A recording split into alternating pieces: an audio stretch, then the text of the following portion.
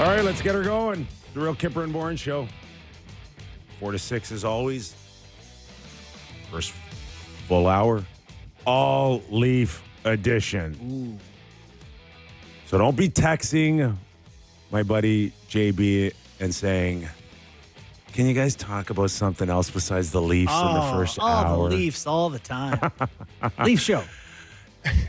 He's Justin Bourne. I'm Nick Kypreos. He's Sammy McKee, Derek Brandeo, and Jake the Snake Schultz with you throughout the Leaf Edition hour and then the National Hour as well, where we'll welcome in Hockey Hall of Famer, class of 2024. Jeremy Roenick's going to join us. That's pretty cool. That's kind of a big deal. Really big deal. He's done some talking in his life. Yes. Man has chatted. Yes. With and without teeth. Mm-hmm. I can imagine he's said some things on the ice that he won't be saying to us today. We are live on Sportsnet 590 The Fan, Sportsnet 360, and Sportsnet Plus. Off day for the Toronto Maple Leafs as they get ready for Hall of Fame weekend. Sammy, why are you looking at me like you swallowed a canary? Because you went to a concert last night. I did, yes. You went to see the boss, I Bruce did. Springsteen. Saw the boss. Yeah, I'm surprised you've heard of him. I do. I like Bruce Springsteen. He's still doing it too. Like you sent a clip. But He's it's still 3 grooving hours. around up there. 3 hours. 3 hours. 3 hours, and it's like clockwork with him, right? No warm-up band, no nothing. He comes on at 7:30. Early for a special. 7:30, no Bruce. Yeah. 8 o'clock, Oh. no Bruce. 8:30, no Bruce. Delayed in New Jersey. Lands in Hamilton. Oh. And gets the police Toronto. Oh, escort no right way. down the QEW. So what time do you come on? I want to say just before 9. Oh man. And he went to That's tough close for me. to midnight. Yeah. That's and too didn't long. miss a beat. Oh, we saw someone else's video, Yeah. and you're like 6 rows from the front. Wow. Did you see this video? Which one? Lindsay Dunn, who does some Raptors yeah, coverage. she's awesome. And she's on some stuff at the station or Yeah. whatever. I saw it like our friend J.R. Manatad sent me, and it was like your boy Kyper having a great time. And it was just like a behind the stage video of Bruce Springsteen singing.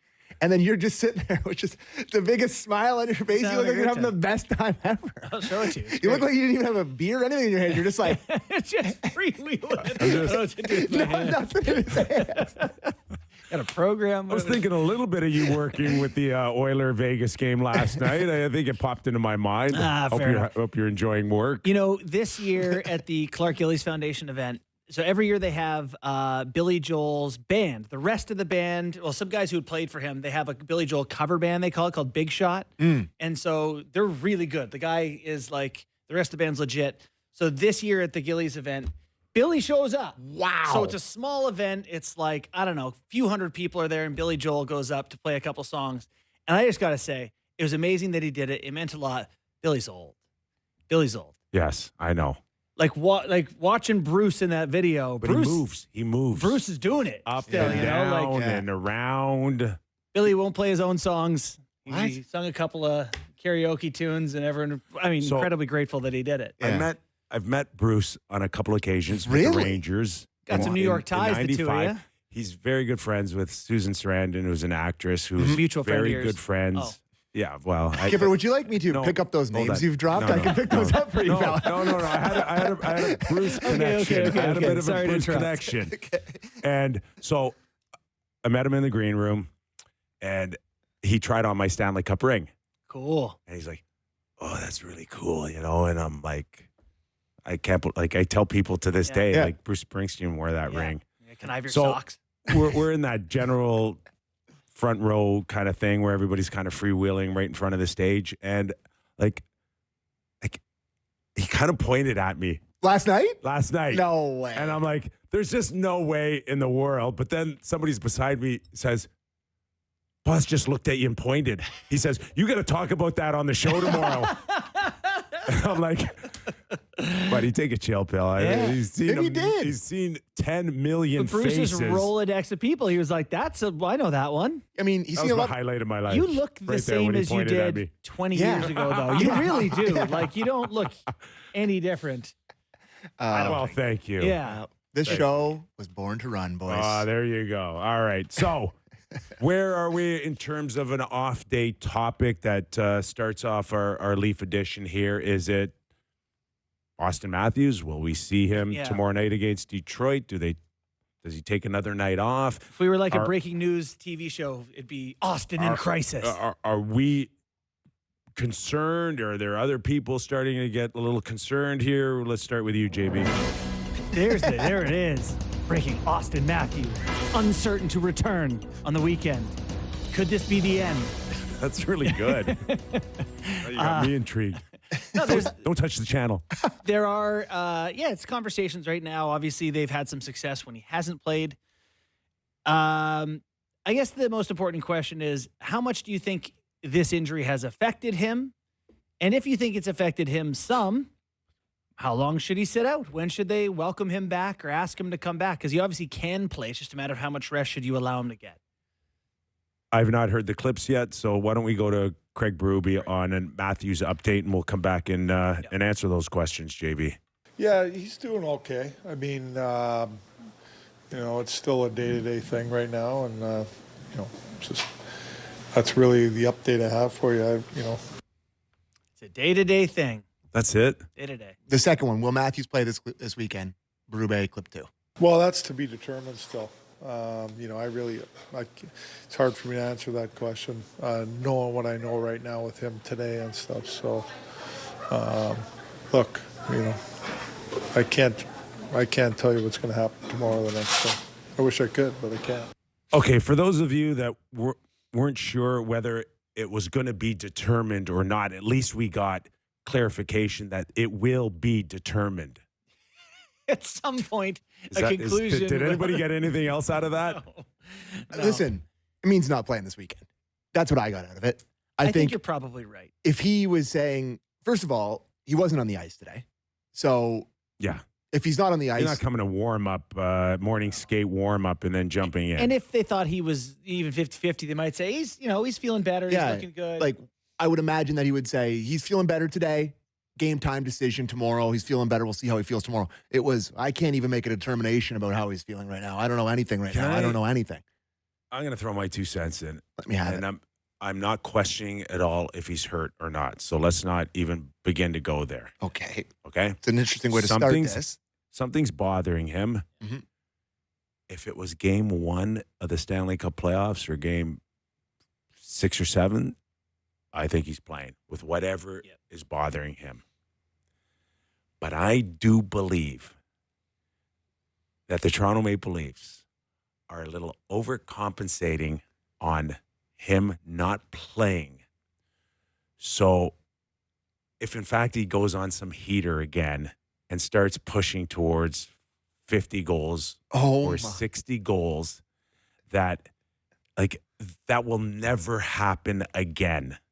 That whole chase, that ridiculous end of last season when the push was to keep driving these guys right to the end, and the distraction of getting to 70 goals or 60 this year or maybe even 50 won't come into play. That's crazy talk. We don't care. That's crazy What they're talk. saying is, Auston, we don't care about the number of goals you score anymore. What we care about is that you are at the height of your game, the team's feeling good, and it's all about the playoffs. It ain't about the number that you need to hit. If you want to do conspiracy theories, if you want to put on tinfoil hats, That today, is. If you want to put one on, I'm here for it. But if you want to put one on, I'll say could be protecting him a little bit from a PR standpoint, from new captain, struggles out of the gate, offensively, whatever. There could be a little bit of we'll help him out and just say, it's been injury. Let's have a fresh start here, whatever. Here's what I think is probably happening. He's probably got a nagging injury and they're waiting for it to get better. It's probably what's happening. Yeah. Yeah. You know what I mean? It's probably not as complicated as and it's not the wrist. Not the wrist. For sure. So we think shoulder, because there's not that many body parts. I'm telling you, that are upper body. It's not the wrist. It's not the wrist. No. Okay. So it's the elbow or the shoulder or the chest or the oblique, something like that. Something's bothering Where him. does and- upper is waist is upper than lower? That's where it starts. The waist. Yes. Okay. It starts So right around oblique. this region here. So take 2 days off. Take the weekend off. Yeah. I think there's a chance now that he may take the weekend off. I think he's taking the weekend off. If you're going to let something heal up here and give it a little time, it doesn't make sense for it to be like a few days. Give him a week And there's no number right now that you need to feel pressure to hit.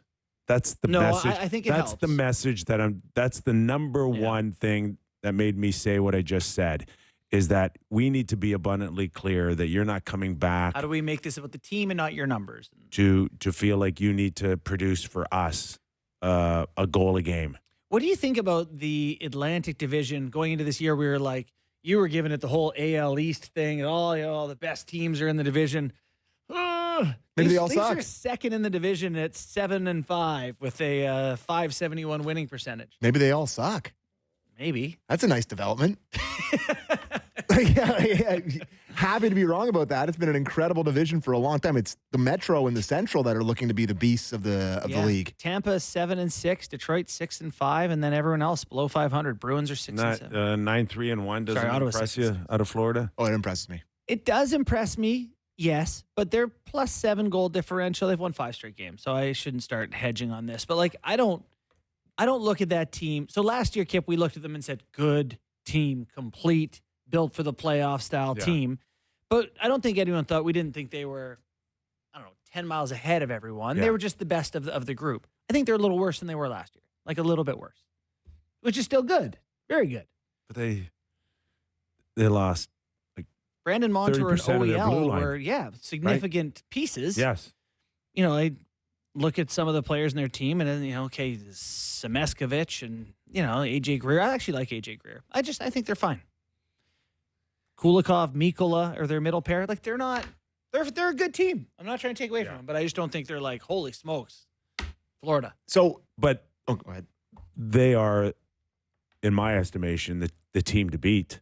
I would agree. I did some looking at like strength of schedule, and they've had it pretty easy so far. I'll check my 2 sites here.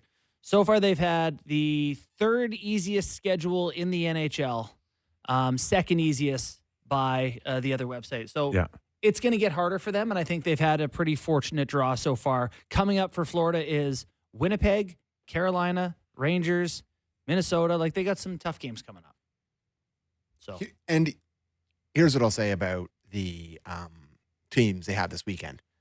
You should probably, with what you have in your lineup without Auston Matthews, have a pretty good chance to get a couple results against the Red Wings and the Habs, who have both looked like 2 of the least threatening teams in the league. Leafs just never feel like they play well against Canadians. Yeah, no, it's always a game. Yeah. It's always a game, and I think they're better against them on home ice than they are on the road. They always play some wild games. I think Habs Leafs it's a little bit of a different thing, like a lot of rivalry games are. But the Red Wings have been their shot attempts. Whatever we were talking with Dan Murphy yesterday, they're not very good. Mm-hmm. So you should be able to handle this weekend and get them ready for the Sens and the Caps next week. That would be my estimation. I think that makes sense. Yep. Okay, where do you want to go? You want to go to the depth up front behind? Yeah, I think that's The big boys. who we're going to see more of. So there seem like relevant pieces of conversation. Yesterday we gave some love to David Kämpf for his contributions to the penalty kill. Do you want to get Craig Bruby's thoughts on David Kämpf? Yeah. Let's Well, I think the details of his game, being on the right side of things as a centerman, checking, those types of things, that's his game, right? Penalty killing out there in them situations. And I feel like he's in a very good position now and using his stick well, and did a great job killing lately. I mean, he's done a real good job of killing and face-offs, right? I mean, his face-off has been good. I feel like Bruby doesn't know what to make of David Kämpf. Like He sat out a game, right? he did.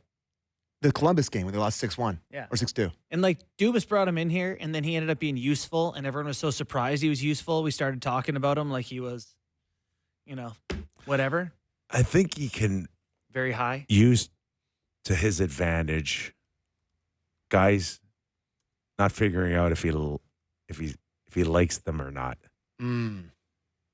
You mean as a coach, you say, I think, I like that, kid. whether or not it's McMahon or it's Kämpf or it's Holmberg, like you are on a game-to-game, week-to-week basis on whether I like you or not. I can like you don't read tonight, into and I will anything say like that. nice things after the game about you, but I could not like you by the end of next game. Yeah. So you better be on your toes. You better be ready. You better be thinking, I am one bad game away from being a healthy scratch. But what I love about that, Because that's the way I played my whole career. but that's great because in this case, I think it's not personal. It's play well and we're good. Play poorly, we got issues. It's not like no matter what you do, I like you and you're going to get ice time, or no matter what you do, I don't. Every hockey player has had some coach who they felt like it doesn't matter what I do Because this guy do will your not job. use me. there is a recurring theme going out. It's like musical chairs. Like you've got a Real chair. players have come out. Holmberg's out. Kämpf is out. McMahon's out. We've got Robertson's 4 or 5 guys that we could sit there and say, Berube doesn't like him. Yeah.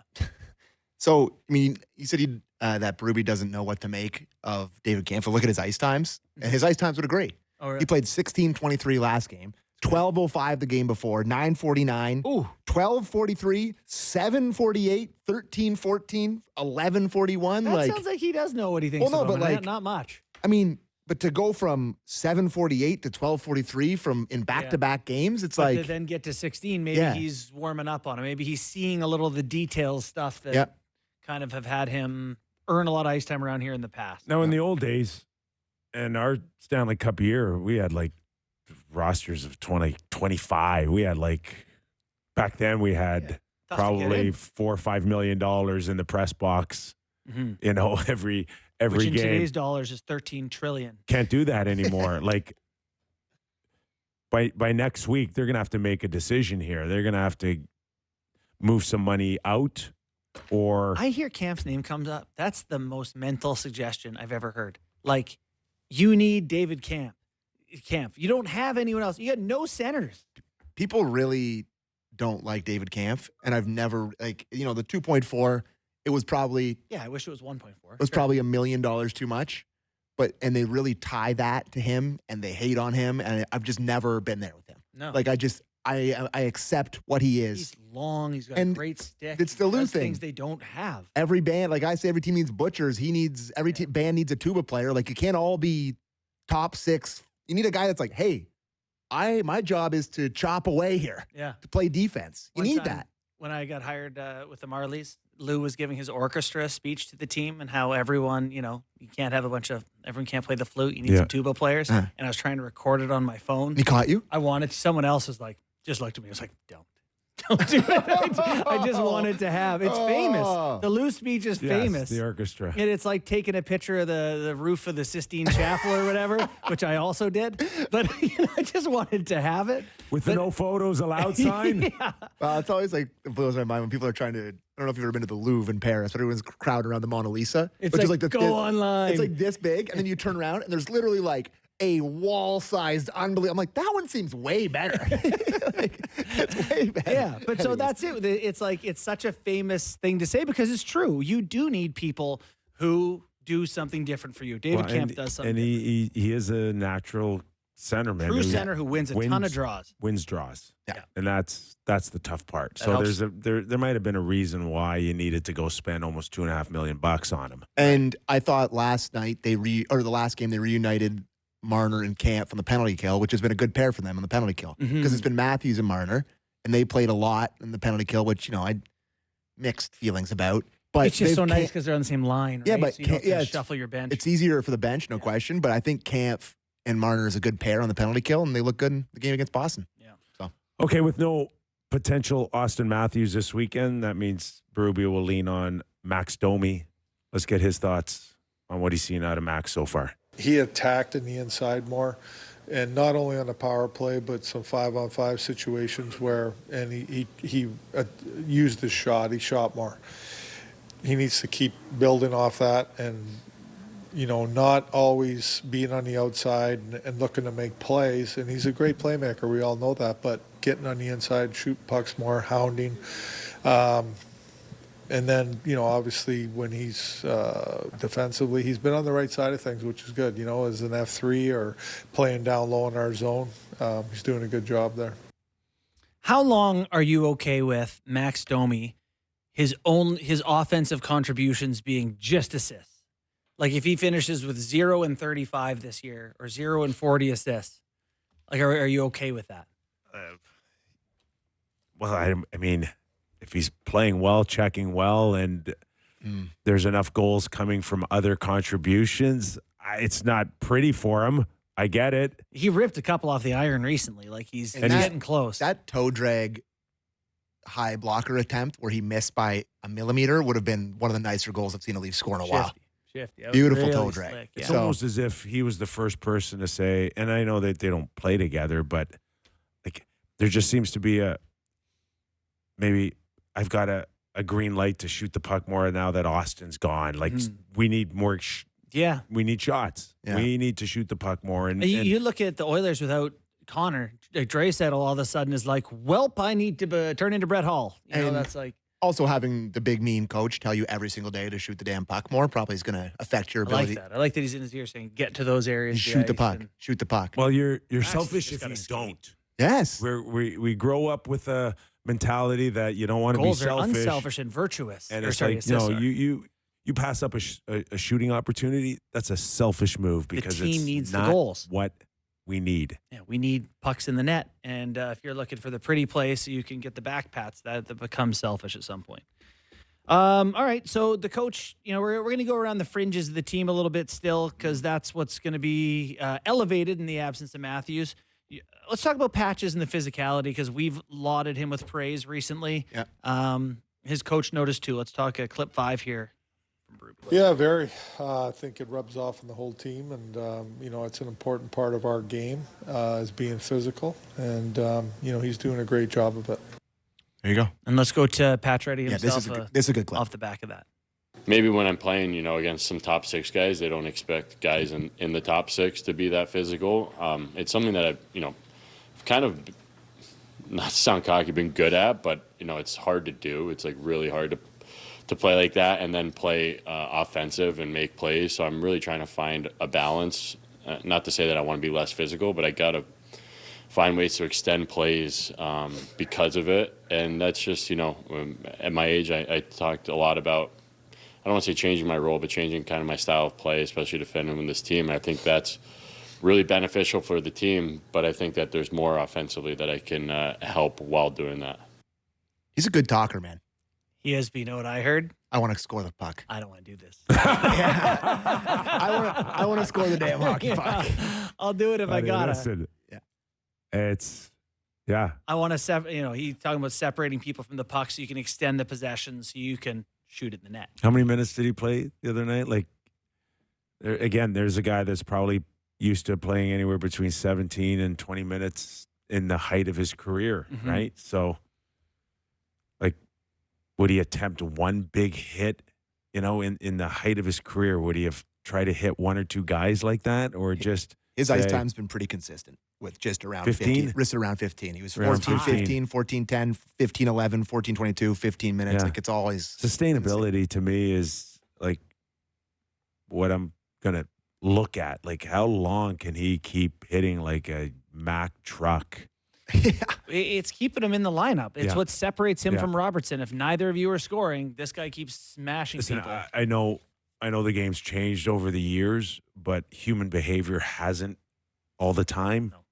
And I will say this, that if I played against him and I saw him taking these healthy runs, including the one that he hit the kid. Jared McCann? No, Peak? Oh, Peak? Peak. Yeah. Right? Knocked him out of the game. And I don't know, he's week to week now. The kid's out. Yeah. I'm just saying, if I came up against Pacioretty, the first thing I want to do is knock his block off. Yeah. Right? Well, because it's like at some point, someone's going to start. Some of the guys are going to start challenging him.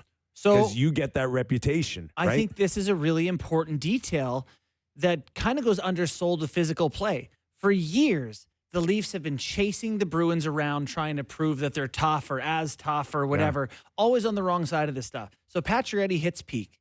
And all of a sudden, Boston's like, oh, we got to get him back. And they chase him around. Zadorov takes Yeah. a dumb penalty chasing him around. Cross-checks him twice in the Cross-checks him mouth. twice. Yep. Leafs go on the power play. Yeah. Morgan Riley shoots it in the net. Yeah. 1-0 Leafs, peaks out of the game. Yeah. You know, like you start being on that side of there those will be equations. more. I don't know how many more, because a lot of it's been curtailed, but there'll be another Zadorov that says, I can't let this guy keep running around and hitting me. And I don't know what the domino effect will that be on Ryan Reeves or anyone else in between there. You know but, what's but hard? when you hit like that and Yeah. you hurt guys, it gets noticed not only about the team that you're about to play against, Detroit. You don't think Detroit's already talked about Pacioretty? Keep your head up. The guy could hurt you, or and it's like, well, let's get him first. He's not sneaking up on There's- people There's as much. a chain reaction here that still exists. So do you have to get used to the other team telling you, I'm going to come get you? Because when you throw hits a lot, like you're now in that uncomfortable position where the other team is saying, you're hunted, you're hunted, you're hunted. And I think you see it from Florida and Boston with great success. It probably takes some acclimation, getting used to playing well while you're feeling like the game is coming for you. Oh, yeah. Yeah, and I don't know where that comfort zone's going to be. Is it like, bring it on, right? Yeah, like that I'll takes a dig- special player to be I'll- like, oh, yeah. I'll dig it. I'll dig down deeper, and if push comes to shove, and I get challenged, what am I going to do? Do I fight a guy? Do I not fight a guy? Do I say, hey, listen, my game's really about like big hits and then trying to score a goal, and it's not. And everyone going, no, it's not this stuff. I don't want to fight. Colby Armstrong, who was Right. on the panel last night, he was talking about how he was running around hitting guys, and Jamal Mayers was like, you're going to run around like that, you're going to have to fight me. And Colby was like, no, I'm not. You got to catch me, like, skating around.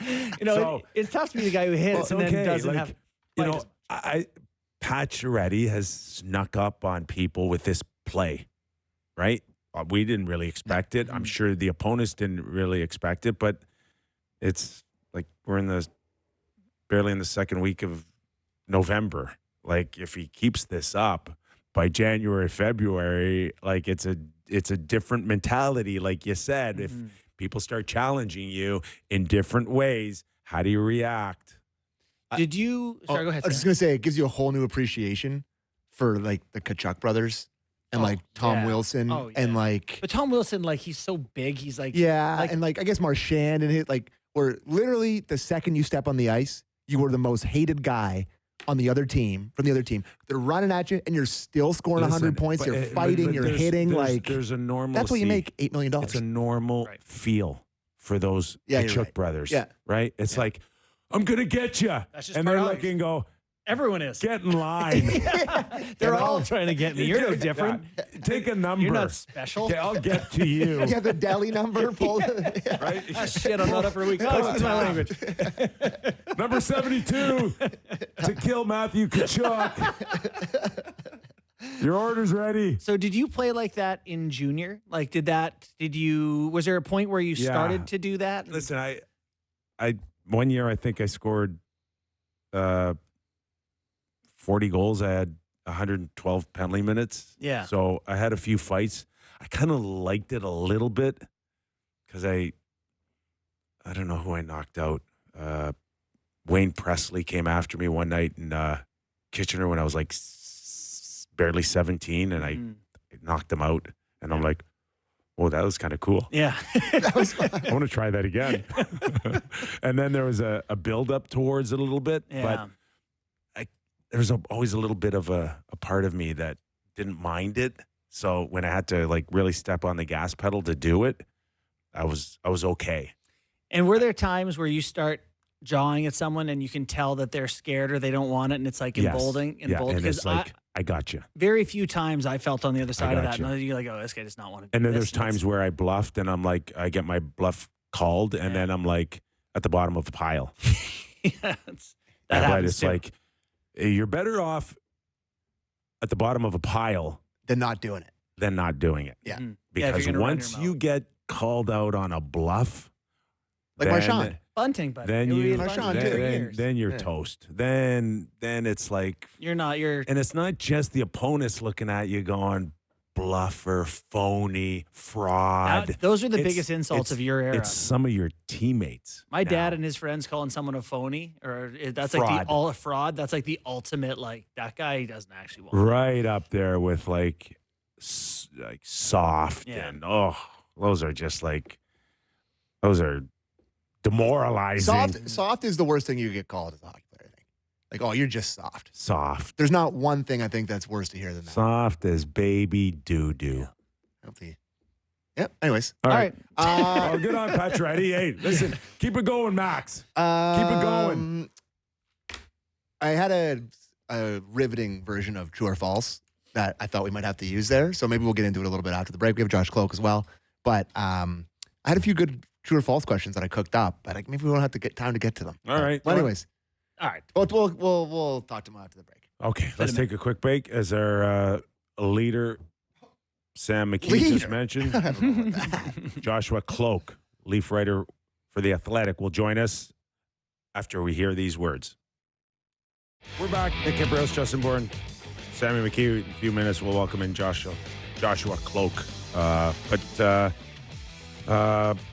Just a quick note, because we're going to talk about this much more in depth in our national hour, but a bit of a historic hockey story out there. The NCAA has lifted their eligibility ban to allow CHL players to compete at U.S. colleges. That is a very big story, JB. I mean, it changes the landscape of junior hockey, of college hockey, of how people develop and get to the NHL. I took great pains. I played one game for the Kelowna Rockets, and it was a great soul-searching. They had to promise to rip up the roster so I could stay college eligible. It was a big deal. It's like, shouldn't have been. What's the difference? Yeah. Just trying to develop. Wow. So they ripped up the roster, eh? So they told me they would do. You know, I don't think anyone ever pursued it. So because of this story, we're also we got Jeremy Roenick coming up at the top of the hour, so you don't want to miss that. And maybe we'll ask him a little bit about that, because as an American coming in, and whether or not the college route back then compared to the CHL and the opportunities that were around his time, and how he sees what a day like today does for U.S. hockey players moving forward here. We'll welcome in Jason Bukala in studio, right, Sammy? You got it, bud. Okay, great. In the meantime, let's talk to Joshua Kloke, Leaf writer for The Athletic, as the Leafs gear up towards a Hall of Fame weekend, starting Friday night against Detroit, and then the Montreal Canadiens on Saturday. Joshua, thanks for joining us, man. How are you? Not bad at all. Staring into the sun, heading west on the 401, so I guess I am doing pretty terribly, to be honest. But Well, I don't know why I defaulted to nice there. It's awful, but happy to talk to you guys as always. Well, we appreciate it. So earlier in the show, we were discussing Leafs with no Auston Matthews. So, yeah, you know, where's the perception outside of this studio here amongst many that cover the Leafs day to day with you in terms of the concern or what the effects mean around the hockey club with no Matthews potentially this weekend? Yeah, I'd be surprised if he plays this weekend. And I think that's based a little bit on, like, it's going to sound harsh, but, like, does he have to, right? Ultimately, and we've said this before, like, you need Auston Matthews at his best for that late season run in the playoffs, right? You want to avoid whatever happened last season when you lose your two best players in the playoffs. And one of those was a freak thing, but, like, Auston Matthews doesn't need to score 60-plus goals for this team to get in the playoffs, right? He needs to be at his absolute best in April. So I don't think there's any need to rush him back. I don't think there's any desire to rush him back.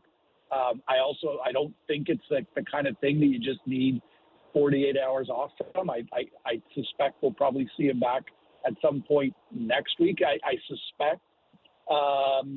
And it's just such a huge opportunity for other guys. You guys were talking about Max Domi to really prove what they're worth. And also, like, maybe it's enough for Brad Treliving to go, you know what? The center depth, this isn't just a thing that people on the outside are talking about. We really need to address this. And, like, maybe it forces an early season move. Like, when you guys watch them, when you watch Max Domi top line center, do you not think, boy, we really could use that third line center that we needed in the off season, right? Mm-hmm.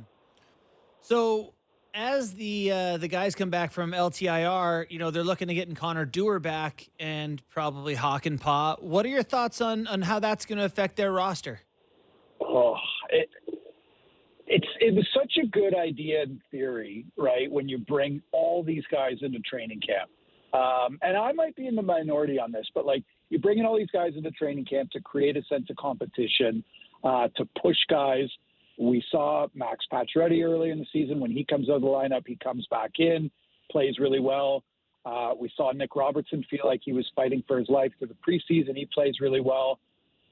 But now you've kind of backed yourself into a corner, and you're probably going to need to throw some players who have been solid contributors. You're going to need to throw them on waivers. Like, I don't know if Connor Timmins gets claimed, but he's played some of his best, most efficient hockey as a Maple Leaf, and like you might have to waive him and you might lose him. And is it worth doing all that just to kind of jam all these guys in here? We don't know what Hakanpää is going to be like. He hasn't played in a very long time. Hasn't played an NHL game in a very long time.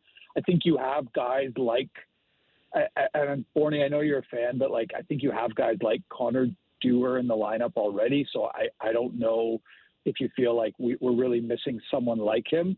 I think it's a bit complicated, and I think it's unnecessarily complicated to have all these guys and to try and jam them back in. I don't know where you guys stand, but I didn't like it from the start because you feel like you might now have to lose someone who's been pretty reliable for you.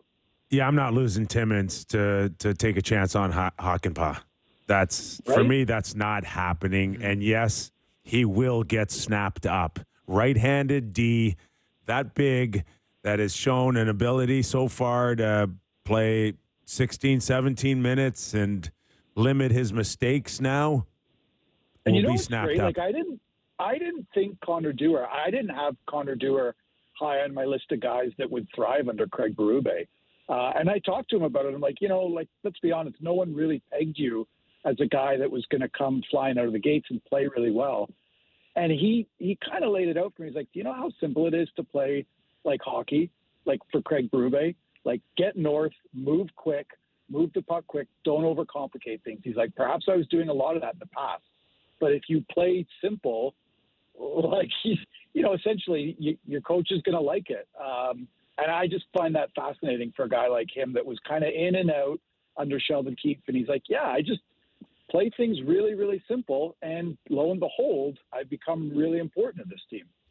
Yeah, Connor Dewar is going to be interesting when he comes back. He's only 25 years old, but you talk about guys that Berube might like. Everything he does is stuff Berube might like, but will he like someone who's 5'10" centerman in your bottom six? Like, I am curious to see how that works because it's all the attributes the coach likes without the physical attributes. I mean, what was it when he gets asked about Nick Robertson? What's the first thing he says? Just not big. He's always just not big. Right? What you love about covering Craig Berube is like he's never going to beat around the bush. Right. When Timothy Liljegren gets traded and he's asked why didn't it go right or why he didn't play very well. Right. Like there's never a question about how Craig Berube is really feeling. So I don't know. I think you have guys like him, like Connor Dewar. And that's not to pick on the guy. It's just like, you were talking about the orchestra before, like it feels like they have 3 or 4 drummers right now. And I just don't. I feel like he's a drummer, and I don't know. I feel like they should be adding some of those flute players that you guys were talking about. We're talking to Josh Kloke, Leaf writer for The Athletic. So, do 3 power play goals the other night solve all their problems? I mean, they definitely allow Mark Savard to probably sleep more than 3 hours at night, right? Like that's probably all it does. Is it just makes everyone relax and remind everyone, Savard and the personnel, like we can do this again, just by keeping things really, really simple. Like you watch those goals that some of them are really ugly. Like Willie's was ugly, but what's he doing? He's just throwing it at the net. Right. And this isn't make it you don't want the whole thing to sound so simple, but under Craig Berube, it kind of is. And that's what, like, it's fascinating. You guys are talking about, like, Max Pacioretty before and just what a great story he is. Like, Max Pacioretty, I think, is thriving because he's played, in the league such a long time. Ekman Larson as well. We can lump him in here. They've played for so many coaches. They've gotten adaptable, and they understand how you have to be flexible and change your game and do what a coach requires of you. There's guys on this team that played for Sheldon Keefe for so long and were just programmed to think the way that Keefe, wants the game to be played. I think it's taken some guys time to deprogram. But the Ekman Larsons, the Pacioretty, once you've played for whatever 8-10 coaches, you grow an ability to shift. And like Kyper, this, like you just ultimately realize if I just do what the coach wants, it's going to be simpler for me. And the power play was evidence of that. I think just put it at the net. We'll see where the consistency goes with that, Josh. Hey, really appreciate your time. Thanks for joining us. Yeah, anytime, guys. Thanks so much, man. Josh Kloke. I figured we have a few minutes. Sammy's got a couple of questions. We would reserve a few minutes at the end here. My true or false? Yeah. Yes. Thought we might as well That's get to those. really nice. Again, anything you want to talk about off the back of that, or we're all good? No, I'm good. Okay. Except for this show's newfound love of Connor Timmins, which is shocking. Yeah, but he mentioned it there. There's just no way that you'd ever consider that. Like, I'm not saying about Josh saying, like, he just mentioned it as a part. You're just not. Hakanpää is an interesting fit with Connor Timmins playing as well as he has. Connor Timmins turned 26 a couple minutes ago. Nobody. Yeah. What are you going to do? Is it Benoit that comes out? 2 right-handed shots?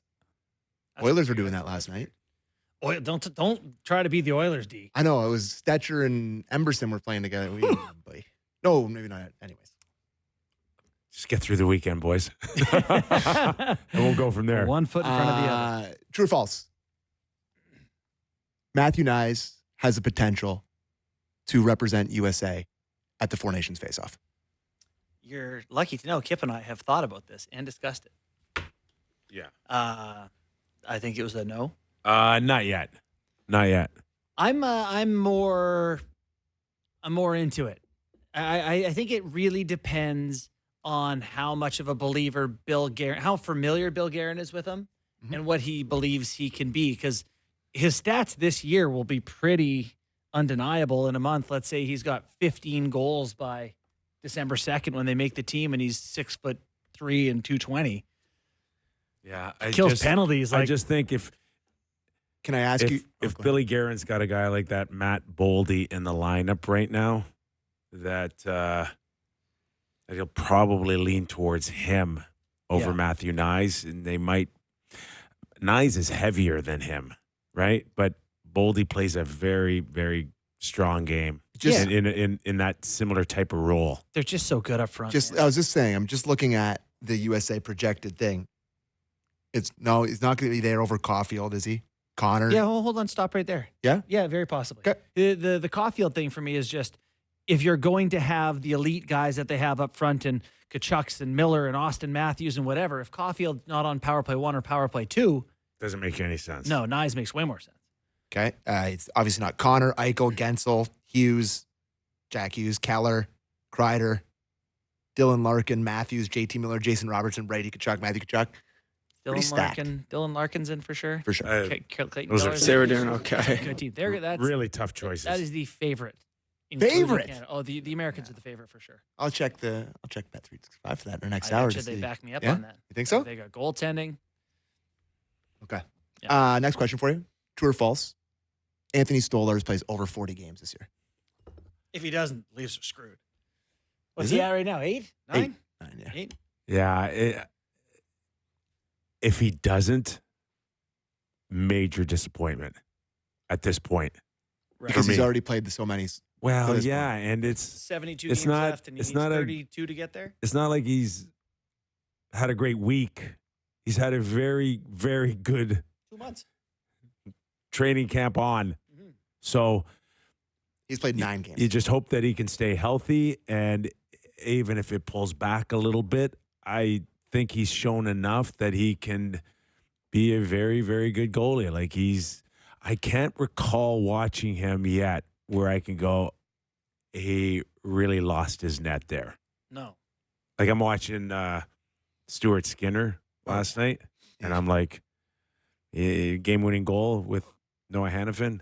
You didn't like the game winner. No, I didn't like the game tying goal. I just think he needs to be bigger and out, and I need Hannafin's shot to go post in. I don't need it 4 inches off the post inside.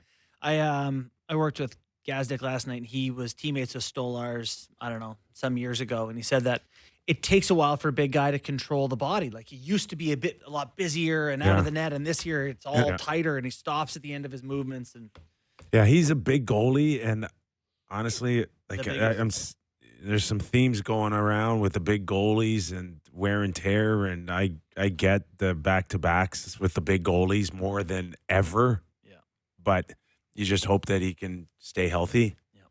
This was a part of my original true or false, but true or false, Auston Matthews still gets to 50 goals this year. Yeah, I think it's silly to bet. Why would you bet against it after what he's been able to do and where he's been historically for 8 years, right? Last year, I don't remember how many hat tricks he had last year. How many hat tricks do you have last year? Any 6? He had 6 hat tricks last year. He's got 5 right now. 5 goals, right? Yeah. You know, like he's about to miss. He's gonna have a 3 few games. hat tricks. He's gonna a few hat. Imagine being so sick. Like he'll have a few hat tricks. Goal scorer on earth. There's going to be a heater for him for 2 weeks where it's like goal a game, right? And that gets him back on pace for 50. Well, it's gonna be hard for him to get to 50. He's got to get 40 to 50, mega hot to get to 50. And I don't care. I'm just wondering. What did I tell you guys? Well, I know you don't care. Like be a 40-goal scorer. I'd like to see his assists up. You're talking about Max Domi having no goals this year, like. I don't want my number one centerman to end up with another 33 assists. Get those suckers up. Yeah. I'm watching Ovechkin last night. Did you see the setup goal? He's in the slot. They're panicking. 2 guys go to him, and he just slides it right down to. How is this happening? That Ovechkin is just like Pontress on a nice wraparound. The elite special athletes can just maintain that. Like Crosby is point per game again. 16 points in 12 games for Ovi, 8 and 8. It's crazy. And Sid's like 18 straight years at a point per game or something? And my last true or false. This is Nick Kypreos at the Bruce Springsteen concert last night. Hey! with the poppy. With the poppy screen on. does you more, or the video top left. Top left with the poppy. I'm the only one wearing a poppy. Look at you there. Bunch of bad Canadians. In fairness, in the video, you look much more put together than that screenshot. They really took you to a different moment there. There you go. Sammy, that's quite the effort to get that up. I got to be honest with you. Look at the boss, though, eh? The boss is still bringing it. He's rocking the Santa bucket early. Did he do like he's got the biggest, Santa Claus is coming to town. He did that? As soon as that hat goes on, that's it, bud. That's money. If you're not singing it in November, when are you singing Santa Claus is coming to town? It is the greatest Christmas song of all time, I think. But anyways, just want to make sure that is you. True. There you go. True. There you go. True or false? You paid for your tickets. No, I was invited. You've never paid for a damn thing. Sammy's going to the game tomorrow we night. have that in common. I'm the Sammy of a Bruce Springsteen concert, like Sammy's to a Leaf game tomorrow night. Listen, and are you in the lower bowl tomorrow night? I am lower bowl. I'm in the lower bowl. I get the Leafs shooting on the net twice too. Like I'm in the sweet spot. Neither of you are in Colby's hotel room, though. Oh my God! What did he do? He just tweeted his hotel room. Yeah, like he hotel room hotel cost, and they only had this room available or whatever, and they bumped him up. And that hotel room cost more than I made my first 3 years here at Rogers. I'm telling you, if I get that hotel room, nobody knows about it. I'm not broadcasting that, Colby. Right. No, I'm not coming out either. I'm living in there. Squatters' rights, baby. All right, our thanks to Joshua Kloke from the Leaf writer with The Athletic. When we return, Jeremy Roenick going to the Hockey Hall of Fame. He's going to join us before he makes his way over here. Plenty more still to come on Real Kyper and Bourne. All right, let's kick it up on our national hour of the Real Kyper and Bourne show. We are live on Sportsnet 650 in Vancouver, Sportsnet 960 in Calgary. This hour of Real Kyper and Bourne is brought to you by Bet365. Nick Kypreos, Justin Bourne, Sammy McKee. In a few minutes, we're hoping to track down Jeremy Roenick. Now, listen, nobody has it busier than these guys throughout this week and travel to Toronto. It's going to be fully loaded for them from the moment that they touch down. We're trying to track down Jeremy Roenick. He texted me his schedule. That he was like, oh boy. Oh, Yeah. I'm like, that looks like it's a nice quiet day for you. Yeah. It's So, are you guys going? His head's spinning. I think, I'm going to be there Monday night. Go for the induction? Yeah. Are you going?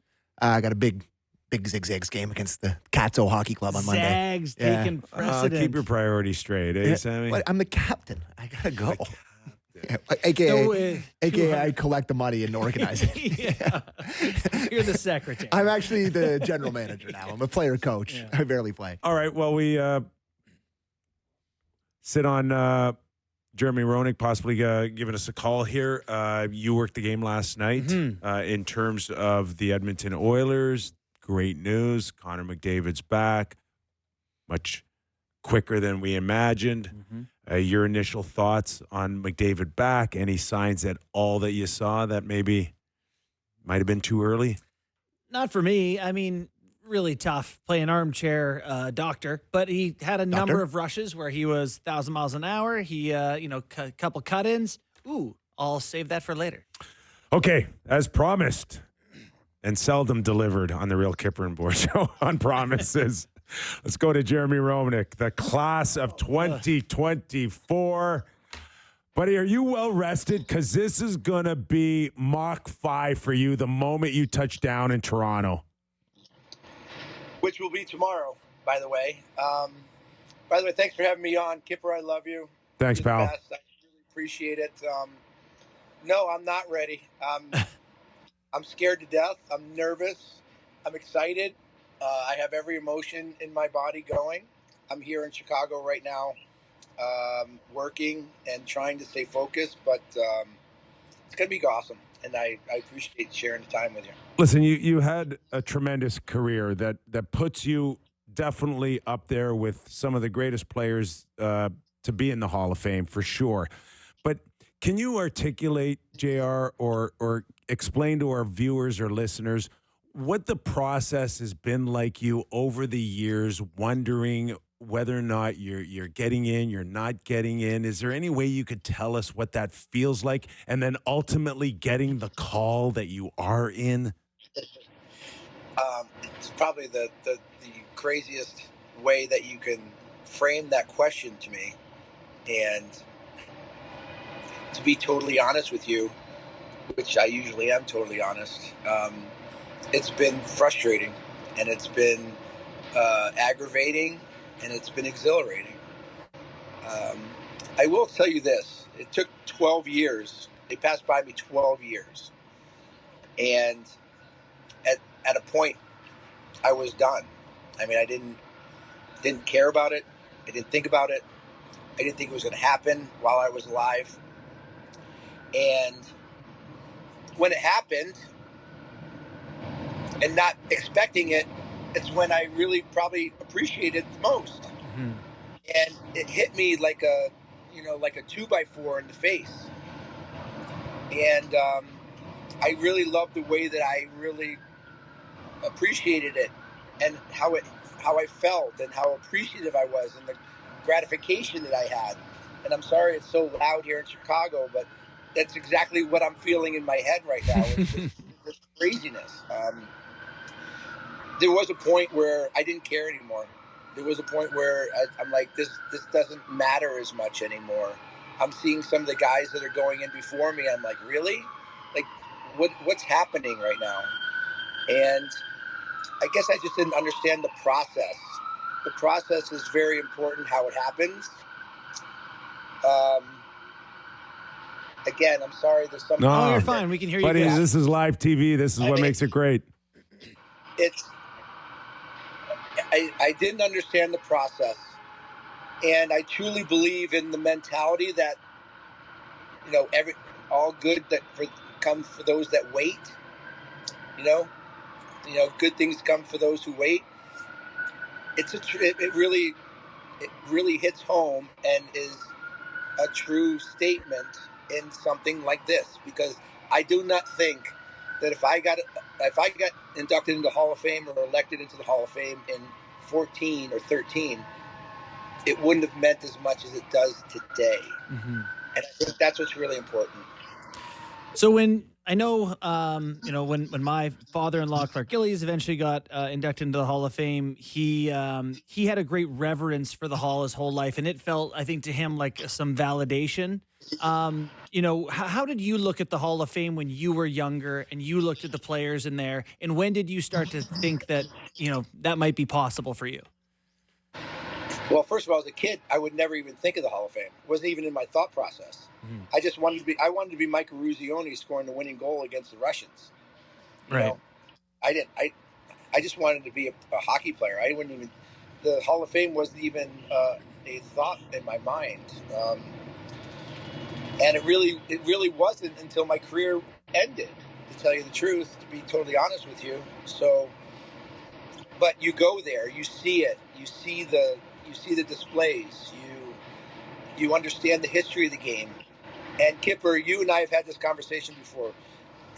I think a lot of the game and the players in the game today have forgotten about the history of the game and don't think about why the game has gotten to where it is today and the people that have paved the way for this generation.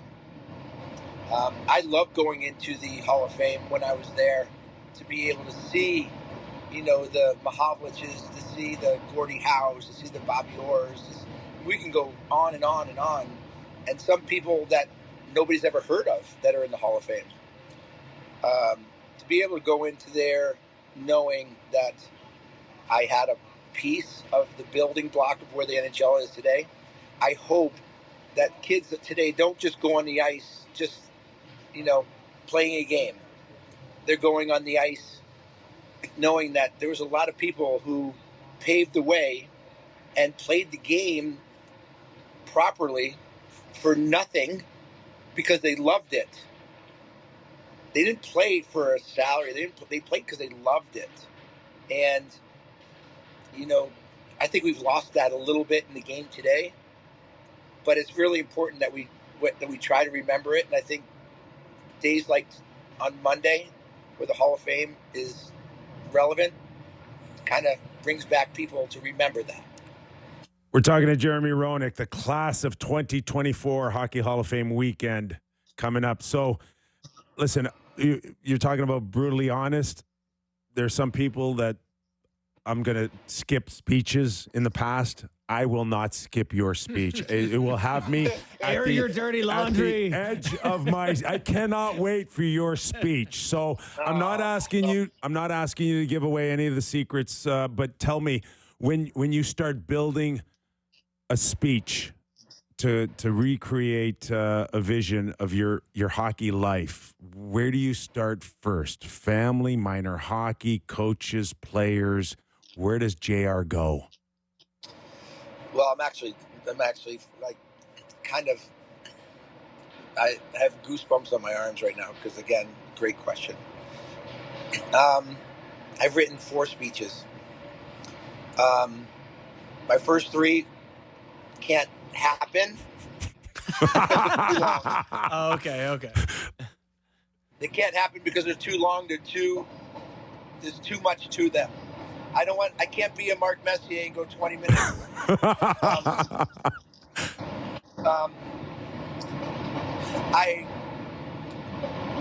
I have to be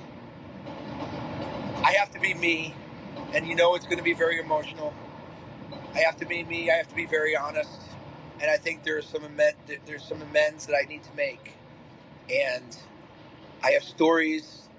I make people laugh. I make people cry. Because I'm going to cry like crazy. And my problem is trying to get out what I'm going to say in 5 to 6.5, 7 minutes. But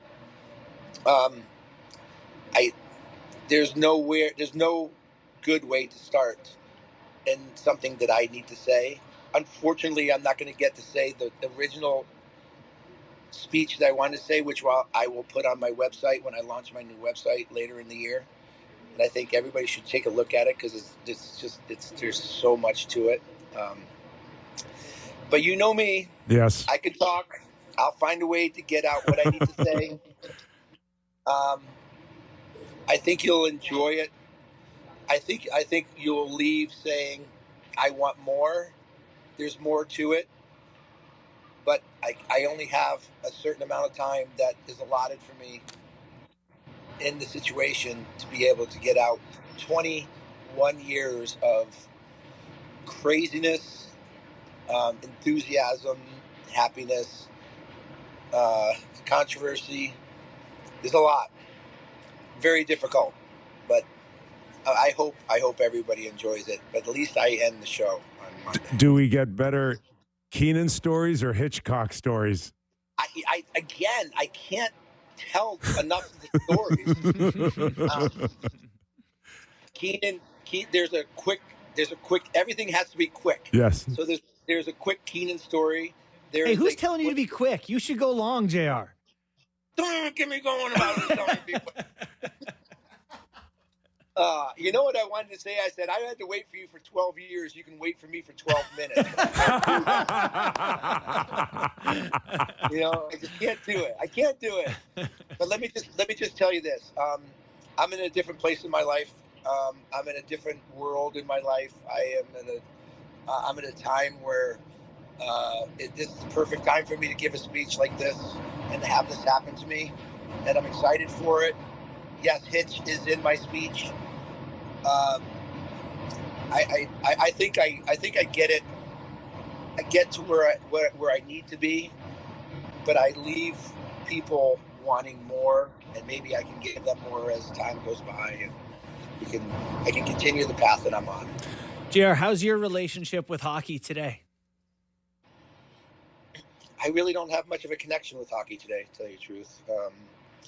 I've kind of been pushed aside by a lot of the NHL. Like, I've been kind of pushed aside, obviously, by the media for unfair reasons, very unfair reasons. But I've come to grips with that. I did an interview with NHL Network a couple weeks ago. I'm like, hey guys, who are you guys? I'm Jeremy Roenick. Nice to meet you guys. Pleasure. I understand the I understand a lot of the mentality, and I get it. I was unfairly judged and unfairly, I think, set aside. But that's okay. I'm good with that. I have a great life. I'm actually very involved with a bunch of businesses that I'm building. And my kids are great, and I'm okay. I'm really in a good place. Now, if something comes up hockey-wise, I would jump in a minute because it's my passion. I love the game. I have a podcast with my good friend Tim Peel, who, Kyper, you and I have been on the ice with many times, battling with one of the best referees in the game. If something happens hockey-wise, I'll jump right in. I love the game, but I'm okay without it because they've been okay without me, and that's okay. That's life. I accept that. That's okay. JR, can this weekend go a long way for time healing between you and hockey or the NHL? Absolutely. Awesome. This is really important for me because more than half my life, well, it's not more, but half my life has been hockey. Almost 1/3 of my life has been the National Hockey League. And it's my passion. I love it to death. There's parts of it I miss, and there's parts of it that I don't miss because it hurt me. And I understand, I realize that a lot of the things that happened to me was my own fault, and it was probably my decisions and the things that I said or the things that I did. But I was also unjustly looked at by the media for attention reasons, and I let that happen. But this weekend, I hope people understand that I'm not a hockey player anymore. I'm not an NHL player anymore. I'm not a TV personality anymore. I'm a person who loves life and is happy in their life, and I have a lot of gratification in where I've been and where I am. And if that opens up a door, that's great, because I'll jump in. and I'll have fun, and people will see a different person. But if it doesn't, this is going to be a great weekend for me to close a door on a chapter of my life that was really, really amazing. JR, you referenced the U.S. 80 Olympic team and ultimately what it did for you, Brian Leach, Billy Guerin, guys from our era. What have you done for the next generation on where you see USA hockey? Well, that's the proudest part of my hockey career, is being able to take American hockey and put it on the map as a world power. You know, when I was 10, Mike Ruzino scored a goal that lifted the United States hockey world on a tier. And Al Michaels asked if I believed in miracles, and I always thought that I did. And I tried to be Mike Ruzioni. And in '96, when we won the World Cup, and even though I wasn't a part of that team for contract reasons, I was so proud of what my guys did. Keith Tkachuk, Brian Leach, John LeClaire, Tony Amonte, Billy Guerin, Doug Waite, Mike Richter. We set the world on its ear. And then in 2002, we were in the biggest game in sports history, the gold medal game of the Olympics. Doesn't get any bigger than that. And we were up against our biggest rival and the hockey king of the world in Canada. And we were on that stage. And even though we lost, it was the greatest feeling knowing that we were a superpower because of my generation, because of the guys that I just mentioned, and I can name 25 more. And now going into the Four Nations Cup, U.S. might be one of the odds-on favorite to win it. When I came in the league in '88, there was 14% of the league was American. Now it's 33%. Mm-hmm. And it's because of our generation. And that, to me, that brings me a lot of gratification, for sure. Is it crazy seeing the Tkachuk brothers be like the torchbearers for this, having played with their dad, and just like they kind of embody American hockey right now? Yeah, because I was one of the first people to lift them and put them in my arms when they were born. Right? I literally, Keith Tkachuk, it means the world to me, and his family means the world to me. And I was one of the first people to welcome those two kids into the world, and to see them right now dominating the hockey world it's not surprising to me, but it's very gratifying to me. That family is a beast of a legacy. They are seriously what Chantal and Keith, and I just don't mean Keith, because Chantal has a lot to do with the way those boys were raised. And their daughter is also a beast of an athlete. That's a quality family right there. They do it right. And they compete, and they're honest people. They're honest players. You might not like them, but boy, would you like them on your team. JR, we could keep this going for a long time, but I don't want to do that because you need to get a good night's rest, because it'll be the last one in the next little while. This might be the last good night rest I have for a while, Kyper. We can't thank you enough for joining us, man. You've always spoken from the heart, man, and that's what makes you JR, and we're so looking forward to you coming here in Toronto and helping you celebrate your great career, man. Congrats. It was an honor and a pleasure chasing you around, never catching you, but chasing you around. Hey, listen, the great thing about hockey is we're all friends, and we become better friends when we meet each other, regardless of whether we played on the third line, fourth line, first line, or we played on the opposite sides of the country. And that's why I love you, Kyper. All right, pal. We'll see you soon. Thanks for your time. Jeremy Roenick, everybody. Thanks, guys. All right. Wow, that was so cool. He's gonna cry his eyes out. Oh my God. He's almost losing it now. He's gonna surpass Mark Messier in terms of tears. Yeah. There's some big feelings there. Yeah. I think we kind of caught a few of them. We sure did. Yeah. And I think, people got a nice warm up to what lies ahead for 5 to 7 minutes. Yeah, you know, of when his There's speech. no way it's 5 to 7. no, sometimes they say like when you're angry, you should like write a letter, then just like throw the letter out. Yes. Like I'd like to see those first Yeah. few speeches. Those I- first couple drafts yeah, would be pretty interesting. And if the Hockey Hall of Fame's listening, you don't start music playing to get him off the stage like the Academy Awards. You just, Just let him go. Let it go. God, that was cool. He was a hell of a hockey player. And his time with the Flyers, he really tortured me as a kid. He scored that big goal after Beating the Darcy- Leafs out after Darcy Tucker laid the biggest body check in sports on history Kapanen. on Sammy Kapanen, Sammy and then Kapanen. down the right wing, very similar to the one that Nick Cousins scored against Leafs. He shot under the bar and did a big celebration. And it's cool to have him on the show. Just to kind of round out the 2004 induction Hockey Hall of Fame. 2024. 2024, sorry. Coley Campbell, David Poyle, Natalie Darwitz, Chrissy Wendell, Pavel Datsuk, Shea Weber, and of course, Jeremy Roenick. The video you sent me of your dad and Coley Campbell fighting today.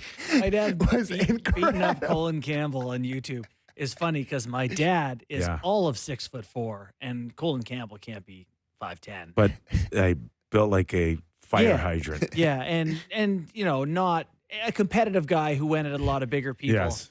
And yeah, my dad threw a lot of downhill. Old Yes. Bobby was punching down. Yeah. And the thing that led to it was like the collision was like this weird wrap up where they both went flying. And There's actually another video where Colin Campbell's fighting a Sutter, and my dad third man's in just to hit Campbell again. I think they had some issues. so how many games would you have said you played against Roenick? Like that was like the same era you guys would I have been was in around? the East. He was always Yeah. in the West. Yeah, yeah. So once or twice. But like we knew that there was this hotshot American kid coming out of school and could skate like the wind, but like also could hit like a freight train too. Yeah. And he was fearless right out of the get-go and like cocky, like really cocky. And like he knew right off the bat that he wasn't trying to show people or prove to himself that he belongs. He knew all along he belonged. And it's tricky. You get kids 18, some of them first rounders, top 5, but deep down, they're not sure if they really belong there yet. This guy knew it. I didn't realize he played in the Q. Really? Yeah, he played for the Hull Olympiques for 28 games. He had 70 points, That's ridiculous. 19 points in 9 playoff games. So You very know, cool. he was an entertainer. You know, like not just a hockey player. He knew he was He was a showman. He wanted to put on a show. He was a showman. And you know, it's interesting because we, as hockey culture, should embrace that, right? Like we need elements of that. But the second it happens a little bit, Think about this is not a defense of JR so much as a culture of hockey. We should love people like this, so to your point, like this. Yeah. like how many times have we played over and over again his exchange with Patrick Waugh? Oh my God. On I deked him out of his jockstrap Yeah. to I don't hear JR because of my 2 Stanley Cup rings Plug my ears. and plugging my ears. Like that stuff lives That's UFC. forever. Yeah, that's cutting a Right? promo for yeah. And that's part of the I know. value. Would it be so bad to say about the other team that I don't like that guy and we're gonna dummy them tomorrow night? Like it would be unbelievable for us to have something And like that. he got, I remember when he got buried and his face got all cut up and he's like, he was doing he's like, I mean, look at my face. If, that was JR, right? Yeah. I mean, we could have talked to him for an hour, Yeah. but I think 2 broken jaws. Yep. Like he can't have one original tooth No. in his mouth No. right now. And There's that's just for a no guy way. who put up 1,000 points or whatever he had. Animal. Yeah. Animal. All right, you want a little game time? I do want to do some game time. Let me get my sheet here on my computer. And- Go ahead. Yeah, and then we've got Jason Bukala after the break to discuss a very big announcement from the NCAA. All right, it's game time presented by Bet365. Visit the app for latest odds and find out why it's never ordinary at Bet365. Must be 19 plus, Ontario only. Please play responsibly. So you mentioned earlier in the show that America would be the favorite, and we were just talking to JR, one of the greater USA players ever, that they would be the favorite in the Four Nations face-off. I come to you to tell you they are not. The hockey power that he referenced, and we beat them. We sure did. In 2002, one of the greatest moments of my life. Canada is plus 125. In America, USA is plus 200. Shouldn't we know the team first? Great point. Great point. Like the idea, that's how good we are. The idea of us is the favorite. Some of the, I think Dom Lucian, who does the models for The Athletic, ran like a projection or whatever, of what the teams might be and who would be favored. And it had the USA pretty heavily favored. Yeah. So, I mean, that to me, if you're looking for value, USA could be a value bet and a happiness hedge at the same time if you're a Canadian. Say, either the Canadians win or you get paid. I got to tell you, I'm So putting Finland wins. big money on USA. Are you? Oh, yeah. Big happiness hedge for sure. That's I don't care if Finland wins. I don't care if Sweden wins. That's fine. Yeah, Those you are out. can't have the American anyone wins but without USA. someone paying you a couple $100. Anyone, I can't live that with a bit of The compensation. year Montreal beat Toronto in the playoffs, I remember Sam made I made a lot. hundreds of I made a dollars. lot. Everything's Betting great. on I Montreal. really find it weird that you need to spend money to kind of Protect yourself. Emotionally. It's like at least I can go Emotionally. buy a It's toaster really now that weird. I'm sad. I don't know. Hey, it's I don't know really if you, weird. I don't know if you know this. I care a lot. Like, This affects me But you can care viscerally. and save some money. this affects my mood. And you mentioned Finland as a interesting. They're plus 700. I got to tell you, I love that number. They're a plucky squad. They always play well together. Couple of hockey games, you get a good goalie. It's a short tourney. They got Barkov. great players. I really like their team. So Sweden's plus 450 to round it out. So that's the odds according to Four Nations Face Off on Bet365. And that was Game Time presented by Bet365. Visit the app for latest odds and find out why it's never ordinary at Bet365. Must be 19 plus. Ontario only. Please play responsibly. That Finnish team we're talking about, you're talking about Barkov and Aho and Rupe Hintz and Lundell and Lehkonen, right? Teravainen, Tolvanen, and then on the back end it's Miro Heiskanen and Lindell and Mikkola, Ristolainen, and then you're gonna have probably Saros, Huso. Like They don't suck they don't suck at all. Small tournament, Those guys short are games, round robin. prideful. Finns. And also that's a team that's gonna two-way, play hard, Yeah, yeah. defense, They've played the exact same international hockey game in every single game I've ever watched them They're play. going to get scored on 5 times in the Total. tournament, and we'll see if they score 6. Exactly.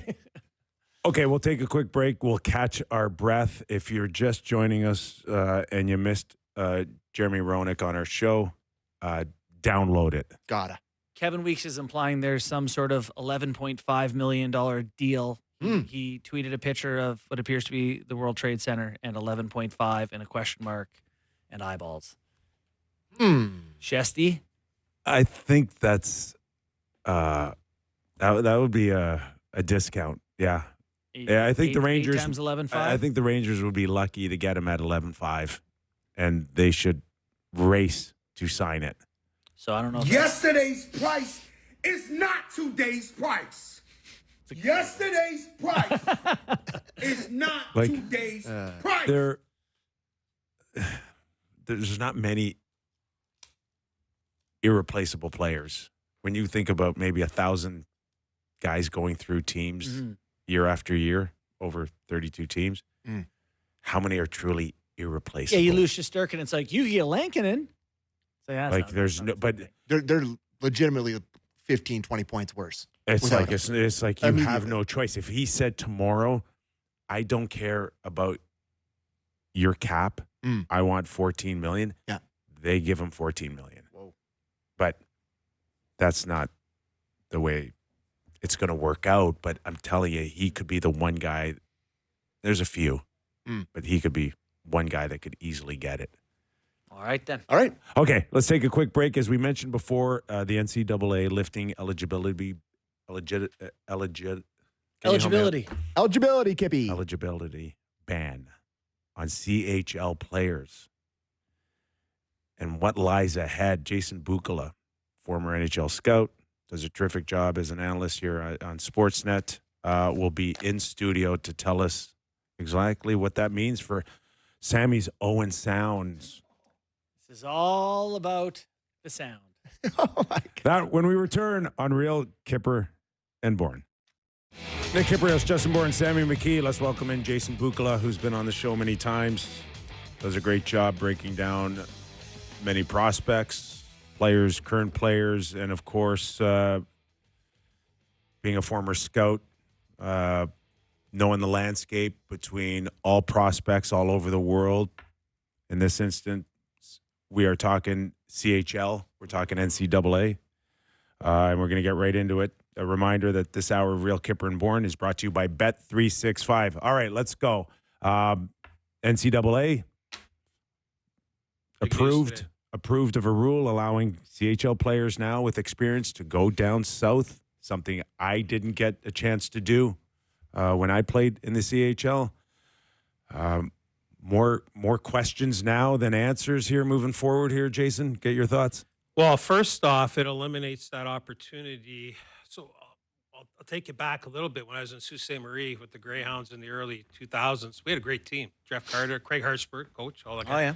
But it was still difficult to recruit a kid out of the GTHL, or at least have an interview with them and say, will you come play in Sault Ste. Marie? It was like we were living on the moon or something, and we weren't, You know what it's like up in the north. They love it up there, Kyper, their hockey, right? Yep. But that kid would say things to us like, well, if you draft me, I'm just going to go play college hockey instead. Really? Right? I'm going to go play college hockey.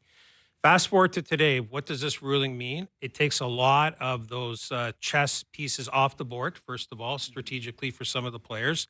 I spoke to some of my former colleagues in the Ontario Hockey League today, and I also made some phone calls south of the border to some of the NCAA guys. Fascinating. So from the OHL side, some of the guys are already getting calls today, a couple hours later, from kids playing in the BCHL, Outlaw League right now, not affiliated with the Canadian Hockey or Hockey Canada umbrella. They're getting calls today from some kids saying, hey, listen, I'm going to Providence next year. Mm-hmm. Do you have any, I see you're a rebuilding outfit. Do you have any space on your roster? Oh, yeah. Because they can move right in. It's not going to impede them going south to the border next year. Right. They can come play Major Junior tomorrow. It could be like a developmental step for them on the way to college. Or, the kid is thinking to himself, we're okay out here, but I think the OHL will be even better for my development suddenly. Now, are some of those teams going to take some of those calls? Maybe. I don't know. It's possible. Here's something that's really fascinating to me. I brought up the school packages. You know how the CHL kids are on these school packages? Yeah. So imagine you go play for the Owen Sound Attack, Sammy. You go play for the Owen Sound Attack, and you're there for 3 years, and you're getting $12,000 a year on your school package.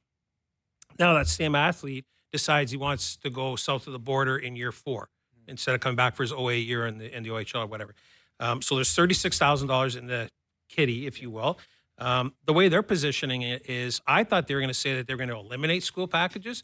The feedback I got today was that they're actually going to probably be bound to those, and there's going to be a new strategy going forward. Not sure what that looks like, but that $36,000 would save that school in the States some money because the kid already has that hitting campus. They would do it in reverse order.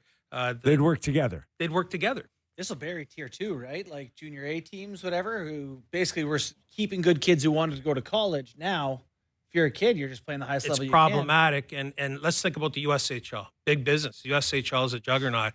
I think, this is just me. Are they the losers in this? Well, I don't have any information yet. This is my gut. If I'm a franchise owner down there, I want to become a member of the CHL if at all possible. I want that to happen. I want to be part of that umbrella and start to play for the Memorial Cup, because could they be a loser? 100% they could. What about if the kid playing in Dubuque all of a sudden wants to come up and play in Regina for the Pats and ride shotgun with Connor Bedard when he was there? These types of things could legitimately happen. So there's a huge trickle-down effect that's going to take place here. And I haven't even got to development fees and the effect on the NHL yet, because that's a bargaining thing, and that's a CBA issue. So just more player options is a good thing. But if, we've seen at the junior A level here in the CHL, like programs, Books, they take 3 or 4 years sometimes to build to get to a Memorial Cup. This really doesn't allow that. Like, is there any downside to knowing that a kid's going to come up here and only play 2 years and then leave? Okay. Like, how do you build a program around that? But our kids who want to make the NHL going to see NCAA as a better, go play 30, 40 games. They may say, hey, here in the CHL is better for my NHL development if that's my focus, wouldn't they? It could be if you're a top 6 guy, or you're a top pairing D, or you're a 1 in net. Okay, it could be that those players are going to stay in the CHL anyways because they see that their clock to get to pro is tracking expeditiously in relation to where they are in their development cycle, okay? But if you get a guy who's playing for the London Knights, they're a juggernaut, right? And they do a fantastic job, Marketdale, but they take their time with their prospects. Not everybody gets it right away. You have to stick around and then you earn your opportunity. And I'm all for that, by the way, earn what you're given. But there's going to be some kids out there who are stuck in the 3 who are going to say to themselves, this isn't for me. I think that I'd be better suited at Michigan, or Notre Dame. You pick it, whatever. But what about the smaller schools, Bourne? How's it going to affect the smaller schools? Is it going to be good for them or not? Because there's only so many spots available, and are those smaller schools like the Bowling Greens and the Lake States and all these other places, Anchorage, who's had its trials and tribulations. You got to keep those programs going. Is that like, where are they going to be benefiting from this, or are they going to be up against it even more because those other big schools are cherry picking the best already on top of some of the best they already have? It's going to be a fascinating process. And then from there, I'm curious about money and name, image, and likeness. And if you go to NCAA, all of a sudden, recently, it's been that you can earn money. So if you're a big name prospect, you're Connor Bedard, is it like, hey, why don't I go make $500,000 playing for Michigan State rather than playing for, I don't know what they would make in the CHL, if anything, it's the opportunity to earn early is there. Yeah, they're not making anything in the CHL. Right. They're making, their room and board, their per diem and stuff like that. Yeah. I don't think it will. I mean, I guess it could. They're not making anything off a jersey sale in the pro shop. None of that's going on. When we start talking about money, so that's another one, the nil. Think back to when Auston Matthews, before he was drafted and he went overseas even and played pro over there, went to the Swiss League and made X number of dollars. Are we going to start to see a high-end talent go to the school down south and actually get drafted out of a Michigan or wherever the case may be and then qualify for nil? I don't know. There are some laws there. I don't know all the intricacies of it yet, but my belief is that some of those kids have to play an exhibition game at least up here with the American franchise. Do you guys remember when the basketball teams were coming to Toronto a few years ago? Duke came up here, different ones. My understanding was it had something to do with nil because there's some cross-border immigration stuff. It's way above my pay grade, but there's a lot of moving parts. Yeah. A lot of moving parts. I'll throw this one at you guys, though. Imagine you are a first-round NHL pick or second-round NHL pick, and you're taking a little bit longer to develop for whatever reason. I'm sorry, picked from CHL? Yeah, or CHL. NCAA? So London Knight player gets picked in the second round. Yeah. Imagine this. And he's just taking a little bit longer, right, to develop. As an NHL club for player development, am I thinking to myself, Easton Cowan, is he better off going back to play for the London Knights for another year at that level? Or is college hockey going to be something in between? It's not the American League, but is it going to be something older? It's older. It's a different style. There's different, the training's like all this stuff. stuff. For gaining weight and stuff, you can spend the whole week in a gym, basically. That's right. You're done at 20, and you're looking for a place to play. If you're waiting for that development, I totally see guys jumping ship a lot earlier than that. Absolutely. I do. Absolutely. And I think stability for these teams. Books, I see chaos the way it's spelled out to me. And I'm an American kid. Okay, I choose to come up here and I'm not playing. I don't like the coach. See ya. Yeah. It's going to be a revolving door. The threat of a kid coming up and saying, where's my promise? And someone saying you're not ready to play and we got to be patient. And they're like, I'm out of here. Because every single kid thinks they're good on luck, their way. Good luck buying a program and having the same names finish the game that started the game here. I'm with you. There's so many moving parts. And then we haven't even talked about, so imagine a Minnesota high school kid who goes down to play, wherever in Omaha.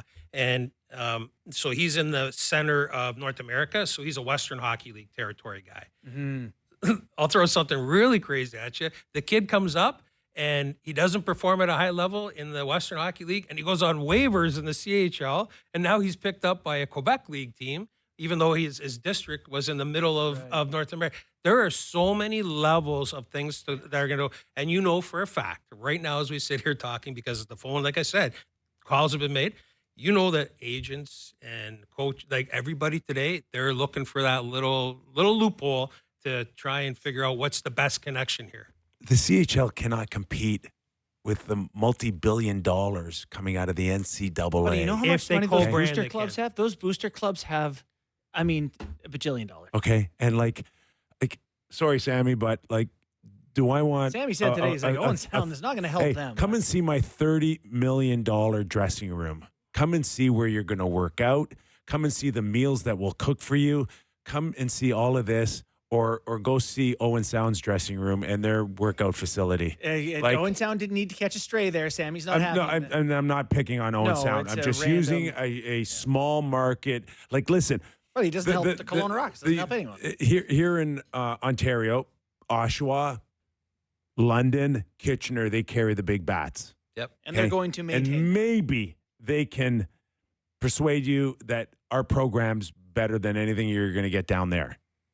But not everybody can sell a program with apples to apples.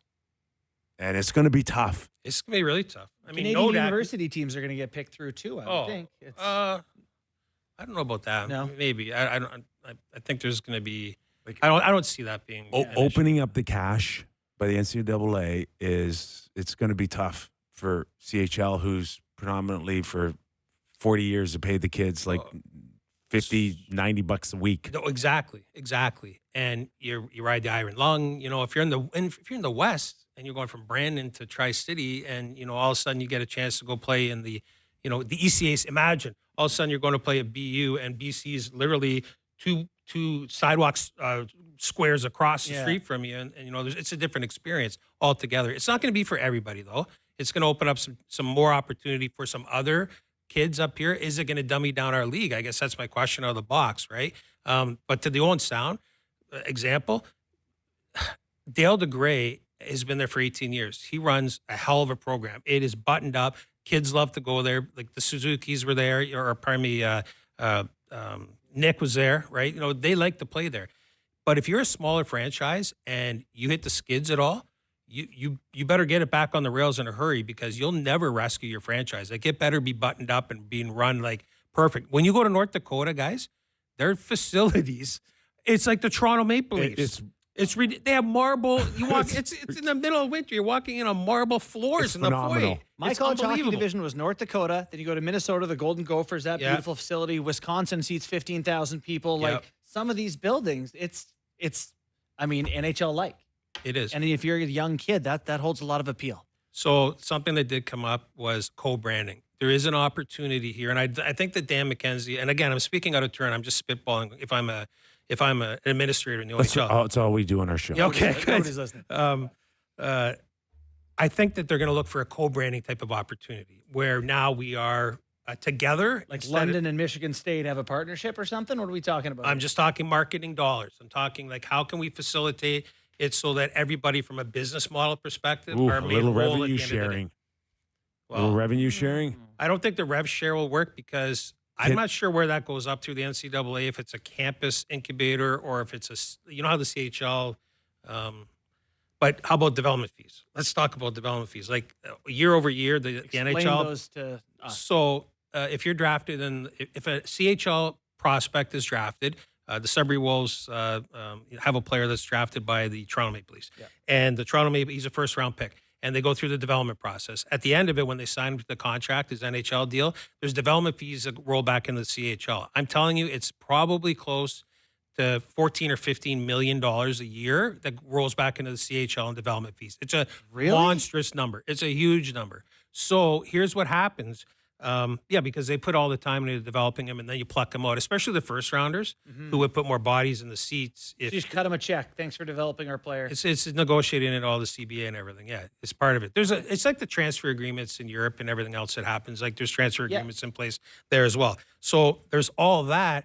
The NCAA, as they sit here today, they're not entitled to any of that. Like that's not their model. Like they don't take money that way, right? So I'm curious to see how that affects things. And I do know this, that the one general manager told me today that if the kid signs to play here and we say it's going to be 3 years to collect your school package here in Canada, and you leave after year 2, it's going to be null and void. So then that's the risk that NCAA college takes on. Because I don't know if you remember or not, Borny, but when you hit an NCAA campus, everybody up here thinks you're a great player. I'm going to get a full ride to the States. That is not how it works. They cut you in any time. And there's no full. Yeah. The American model is so good now that I can take a local, an in-state kid in Michigan, University of Michigan. It's a private. Michigan State's a state school. Two different echelons of enrollment costs. Totally different. Michigan's twice as much, especially for an international student. That comes out of my budget, my 16-player budget, and I have X number of dollars to work with. The more local guys I get, they're way cheaper. In-state guys, like $15,000. I went to Alaska. British Columbia counted as in-state. So they got a ton of BC guys. BC guys. Could the CHL do themselves a favor by, the overage, right, is 20? Yeah. Oh, Turn 21. two overage. If you pushed it to 21 or 22, could that help them out a little bit if we see that expanded? I don't know, because then I guess my fear out of the box would be that the younger guy would leave to somewhere else sooner and you never see him, because you're keeping around a couple older guys. I know there's a lot of people scattering trying to say, how do I cash my piece of this check? How do I get involved here? Things are just getting settled. How about the NCAA kid? So I'm NHL scout. I'm going to watch a kid play. If I sign a major junior kid and he's an OA, I got to turn him pro right away, right? He's got to go to the American League next year. I'm signing him an NHL deal. Yeah. I sign a kid to Australia. When I go down to the States and I watch an NCAA guy, yes, I'm signing him to turn pro, but guess what? Generally speaking, those guys are a little bit older. So their entry-level deal for me as an executive in the NHL is shorter because he's probably 22 or 23. So instead of a 3-year entry-level deal, I might be looking at a 2. So strategically, when you start looking at your depth charts and your clocks internally with your prospect pool, again, it starts to affect things like that. And this is a huge effect on the NHL and the collective bargaining agreement because there's different rules for NCAA players in terms of how long you can control their rights compared to CHL players. So they're going to have to. And the CBA is coming up. This is probably this should be at the top of their list. That will be at the top of the list. 100% it will be, because if you draft them out of the CHL and I got a 2-year window on them, it's disjointed right now. If I draft a kid out of Finland, I got 4. If I draft them out of the USHL, I've got 4. If I got to draft them out of the CHL, I've got 2. There's going to have to be some synergy there, isn't there? Yeah. It's going to have to happen. Yeah. So, it's the thing that I like about this is it's empowering for players. The world is your oyster. You can go play anywhere now that wants you and that fits you. And I think, that ultimately that puts pressure on the organizations, the CHL teams too, to provide welcoming, positive environments that are, offering to develop you.